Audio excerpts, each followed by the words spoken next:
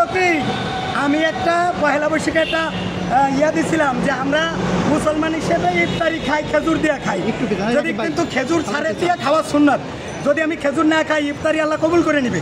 তো আমি বলছিলাম যে আমরা যেহেতু মুসলমান হিসেবে রমজানে একটু ইফতারিতে খেজুর খাই, তাহলে পয়লা বৈশাখে একটু পান্তা ভাত তো মদ গাজা না, শুকনো মরিচ আর একটু পেঁয়াজ খাবো, এটা বাঙালি হিসেবে খাবো, নববর্ষ হিসেবে।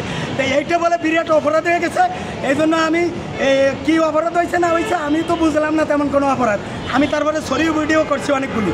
এরপরে কিছু লোক আমার সাংবাদিক পরিচয় দিয়ে কিছু হুজুর ওলামা লীগ আওয়ামী লীগের লোক আমার বুদ্ধিজীবীতে নিচ্ছে, বুদ্ধিজীবীতে নিয়ে আমার কয় সাংবাদিক, আমি কই সব দিয়ে হুজুর দেখায়। তাহলে ওলামা লীগগুলি ওইখানে আমার নাটে বল্টুতে গিরায় মারছে।